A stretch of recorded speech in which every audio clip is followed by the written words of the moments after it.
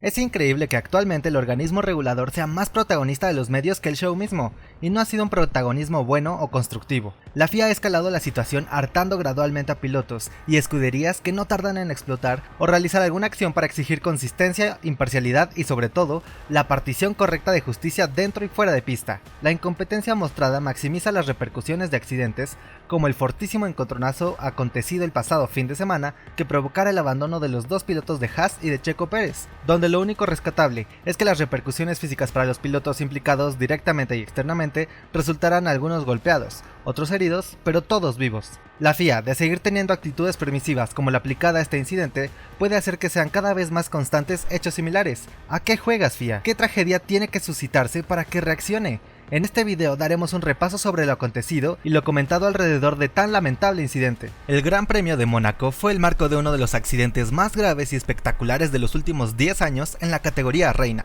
El accidente en turno que analizaremos es el sufrido por Sergio Checo Pérez, Nico Hülkenberg y Kevin Magnussen, solo comparable con el de Zhou en Gran Bretaña en 2022, el de Grosjean de Bahrein en 2020 o el de Schumacher en este mismo trazado en 2023, donde se partió el monoplaza en dos, aunque a Checo no le son extraños los encuentros con el muro en este trazado como el de Slice Portier en 2022 o el de Santa de 2023, incluso sufriendo uno desde su debut en la Fórmula 1, donde tuvo un accidente también bastante fuerte corriendo para Sauber en 2011. Saliendo del túnel, Checo preparaba la frenada para la chicana y la suciedad de la pista haría que primero se impactase en el muro derecho para ya sin control estrellarse de lado en las Tech Pro del muro que separa la escapatoria de la salida de la chicana. Ninguno de los anteriormente citados se comparan al más reciente debido a lo aparatoso y costoso que resultará dicho impacto. También como dato adicional, debemos mencionar que ya sea por errores de conducción o por la difícil manejabilidad del monoplaza, este es el primer gran accidente de Pérez en Mónaco provocado por otro piloto. En los próximos minutos detallaremos las condiciones y detalles del accidente,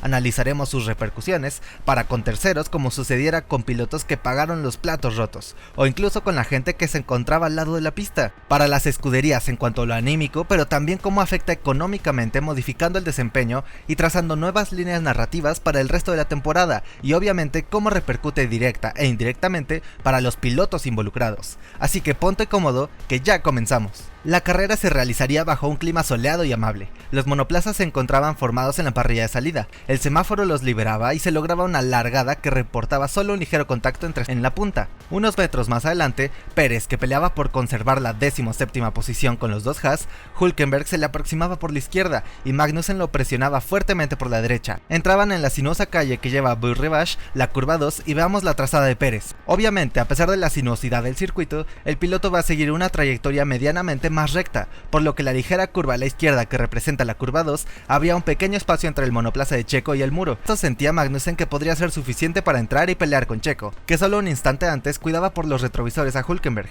y cuando voltea a ver a Magnussen inmediatamente se suscita el contacto. Este contacto sería propiciado porque Magnussen, al mostrarse optimista y creer que pasaría por el reducido espacio entre el monoplaza de Pérez y el muro, no imaginó que la jiba de la curva siguiente a Beau-Rivage se comportaba en contra del espacio que ocupaba, empujando a su monoplaza y más específicamente su rueda delantera izquierda contra la trasera derecha de Pérez, lo que inevitablemente jalaba a Checo para chocar de morro contra el muro derecho. El impacto lo catapultaba en contra del muro izquierdo, donde terminaba por despedazarse el costado izquierdo del monoplaza. Hülkenberg, como mero espectador desde el lado izquierdo de la pista, intentaría librar el contacto acelerando, pero la velocidad de la aproximación del auto de Pérez por la derecha lo sorprendía primero trompeándolo y luego impactándose contra el muro ya en reversa, dañando la rueda delantera derecha.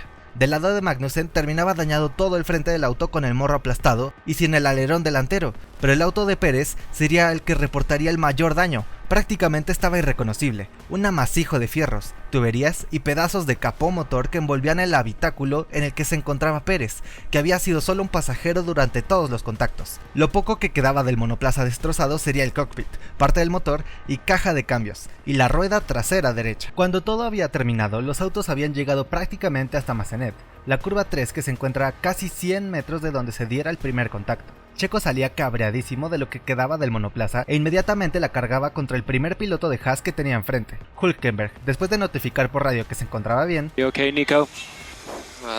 Damn it. That was unnecessary. Notaba los aspavientos de Sergio y con señas le explicaba que él no había provocado el contacto, señalando hacia el monoplaza bañado en los líquidos del destrozado RB20. pero Magnussen ya no se encontraba ahí, había salido ayudado por los comisarios de pista y ya se encontraba camino. La cantidad de debris repartidos en cerca de 60 metros de la pista, más los líquidos regados del RB20, después los pilotos comparecerían frente a dirección de carrera, y Kevin afirmaba que Checo le había dejado poco espacio, por lo que la culpa era del piloto mexicano. Pero este no es el primer incidente en el que se vería involucrado Magnussen esta temporada. Recordemos que ya en las 7 carreras anteriores ha tenido contactos por los cuales las sanciones acumuladas le han afectado no solo con tiempo de penalización, sino que ya le han restado 10 de los 12 puntos disponibles de su superlicencia, que en ese caso de perderlos, esto redituaría en su bloqueo como piloto para una fecha del calendario como penalidad. Los incidentes anteriores de Magnussen van desde defensas agresivas y peligrosas contra Hamilton en el sprint del Gran Premio de Miami, o el choque con Sargent durante el domingo de carrera del mismo Gran Premio, choque que comparan mucho con el pasado de Mónaco. Pero cabe resaltar que el circuito y el tipo de curva que se trazaban en ese momento son totalmente diferentes, por lo que no hay punto de comparación,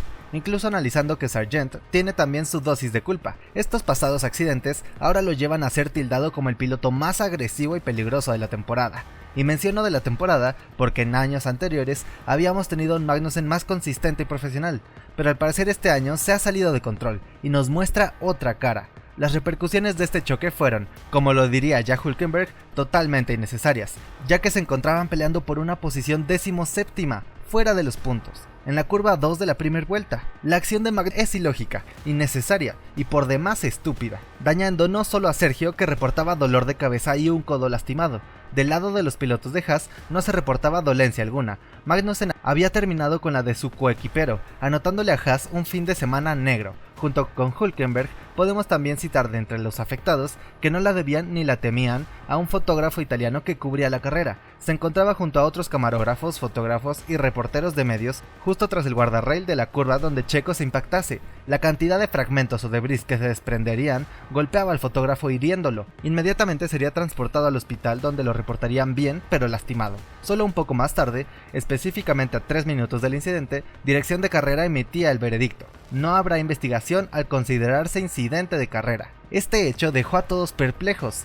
Ya Magnussen había declarado: desde mi punto de vista yo tenía una buena parte de mi frente en la parte trasera de Pérez, y ya sabes, cuando se fue a la pared, me empujó contra la pared y entré en contacto con él. Confié en que él iba a dejar un espacio para mí, ya que yo estaba allí. La resolución de la FIA haría que el principal afectado explotara como ya antes lo hiciese Alonso. Checo declararía: me pareció increíble que no hubiera investigación. Si ves mi onboard, en ningún momento ves el coche de Kevin ni siquiera cerca de estar a mi lado. Puedes ver que el muro está cada vez más cerca y para mantenerlo plano, solo había una manera de salir de él. O entraba en contacto con mi coche o con la barrera. Simplemente no había espacio para los dos autos. Es inconcebible que la FIA ni siquiera investigue el incidente. Se supone que ante cualquier contacto se debe investigar incluso tomando en cuenta la afectación provocada. Muchos toques no se investigan, pero contactos que afecten a los pilotos con posiciones o abandonos siempre logran ser investigados, como el contacto entre Sainz y Alonso en la relanzada de Australia 2023, penalización por la que Sainz perdería un lugar de podio. Tampoco aplica al que al ser una acción en la primera vuelta no amerita penalidad, dado que solo un poco más adelante, mientras se decretaba la bandera amarilla en la curva 8 por Tie, Ocon quería aplicarle un interior a su equipero Gasly, pero luego lo ahorcaba contra el muro izquierdo, por lo que se enllantaban, haciendo que el monoplaza de Ocon volara por los aires. What did he do? What did he do? What did he try to attack me? Red flag. Gosh. The whole car is damaged now. Esta acción, aparte de provocar el abandono de Ocon, también se le penalizaba con 5 posiciones en parrilla para el próximo Gran Premio de Canadá. Entonces, ¿por qué el choque de Checo no ameritó ni siquiera ser investigado? ¿La nacionalidad tiene que ver en esto? Porque ya lo hemos visto antes. Cuando un piloto se encuentra en peligro de ser suspendido por haber consumido sus puntos de la superlicencia, la FIA misma les arropa y protege. Obvio, esto puede ser porque Kevin es danés, lo que podría dificultar la impartición de justicia, algo que posiblemente quede descartado al ser la contraparte denunciante un mexicano. El accidente afortunadamente fue captado a varias cámaras, por lo que es innegable que la responsabilidad cae en el piloto de Haas. Incluso uno de los máximos detractores de Pérez ahora sale en defensa del piloto mexicano. Helmut Marko opina para Sky Sports: me sorprendió lo rápido que los comisarios resolvieron este incidente, pero desafortunadamente son decisiones en las que difícilmente se puede influir. Y es que, como ya lo mencionamos, dirección de carrera solo tardaría 3 minutos en ofrecer su veredicto. Es normal que pueda haber contactos entre los monoplazas durante una largada, Muchos incidentes menores se descartarán como incidentes de carrera, pero ante accidentes peligrosos y aparatosos, antes si habíamos tenido investigaciones y penalizaciones como en Hungría 2021, provocado por Bottas con los 5 puestos en parrilla de penalización para el siguiente Gran Premio, tras el choque en la primera curva después de la largada que inhabilitara 3 monoplazas, incluidos los 2 Red Bull, la FIA siempre se llena la boca al declarar que las penalizaciones las impone también tomando en cuenta la afectación generada. Helmut nos daba un dato sobre el coste para Red Bull. Por un lado está el peligro de colisión, y por otro, los daños al coche, que ascienden a entre 2 y 3 millones, lo que influye enormemente en nuestro límite presupuestario. Este es el increíble coste de una acción realizada sin la frialdad de un piloto que corre a 250 km por hora en el circuito callejero más peligroso del mundo. Checo mismo calificaría esta acción igual que Hülkenberg, como totalmente innecesaria, tal cual lo publicase en X. Lo más importante de hoy es que todos podemos regresar a casa. Fue un accidente muy fuerte y totalmente innecesario desde mi punto de vista. Igualmente espero que los fotógrafos que estaban ahí se encuentren bien. Ya se encontraban los pilotos en sus respectivos garajes, y a Max se le veía impactado ante el fuerte choque que se repetía en las pantallas. Esto hacía que el león neerlandés se sensibilizara sobre la situación de su coequipero, al que no le imputaba culpa alguna, como lo expresaría ante los medios, y Motorsport.com cubría su declaración. Todo era muy difícil de controlar. Me sorprendió que durante la mayor parte de la clasificación estuviéramos tan cerca. Sí, los coches están mucho más cerca. Algunos autos funcionan mejor en circuitos urbanos y algunos funcionan mejor en curvas rápidas que en curvas de baja velocidad. Habrá algunas oscilaciones. En esto el tricampeón reconoce que es un circuito difícil y como lo dijera Pérez antes, si ves que un muro viene hacia ti es momento de levantar. También Max le tiraría un puyazo a Red Bull al mencionar que los tiene a expensas de estos accidentes es justo el RB20. En primer lugar creo que tenemos que entender nuestros problemas. Todavía no quiero pensar en otras cosas, seguimos teniendo un gran coche, pero sabemos que tenemos limitaciones y esa es la prioridad número 1. Al parecer el piloto neerlandés ya se está cansando de la dificultad de que les representa el monoplaza y es posible que ya esté pensando seriamente en cambiar de aires, como confirmaría el padre de Max, Jos Verstappen, al afirmar ante The Telegraph. La época en la que Red Bull tenía el coche dominante parece haber terminado. Quizá deberían volver a centrarse un poco más en las carreras y en la comunicación mutua, en lugar de en otras cosas. Declaración que nos parece una falta de vergüenza por parte de Jos al haber sido de los principales promotores de la actual inestabilidad que sufren ahora en Milton Keynes, pero que podría ser tomada como el preámbulo a la salida de Max de la escudería. Ahora analizaremos las repercusiones directas para Checo tras este choque. Aparte de haber caído en el clasificador de la segunda posición a la quinta, al no sumar punto alguno, el hecho de que no sume podría poner en entredicho la tan ansiada renovación de su contrato.